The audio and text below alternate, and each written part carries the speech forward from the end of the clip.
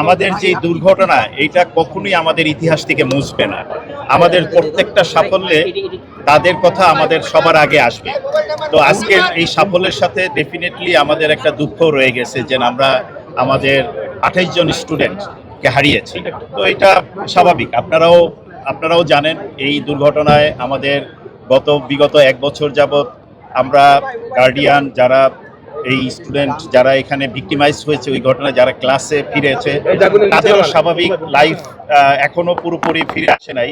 সেই জন্য আমরা চাবো আপনারা আমাদের পাশে থাকবেন, এই স্টুডেন্টগুলোর পাশে থাকবেন। আমরা ওদেরকে চেষ্টা করতেছি স্বাভাবিক জীবনের প্রক্রিয়ায় ফিরে নিয়ে আসার জন্য। রূপায়ণ lake castle, welcome to the land of piece. ক্লাসে যাতে ওরা স্বাভাবিকভাবে ক্লাসগুলো করতে পারে সেই চেষ্টা আমাদের থেকে অবশ্যই আছে। আর আমাদের যে কথাটা বললাম যে ক্লাসরুম টিচিংটাকে আমরা অত্যন্ত গুরুত্ব সহকারে নিয়ে থাকি, যাতে ক্লাসরুমের পরীক্ষা প্রিপারেশনটা ওখান থেকেই হয়ে যায়। যেই জন্য আমরা প্রতিটা স্টুডেন্টদের দুর্বল দিকগুলো নিয়ে কাজ করে থাকি 1 to 1। এই প্রক্রিয়ায় আমরা গার্ডিয়ানকে সম্পৃক্ত করি এবং এই যে কালেকটিভ এফোর্ট, এই কালেকটিভ এফোর্টের ফলে আমাদের এই রেজাল্ট।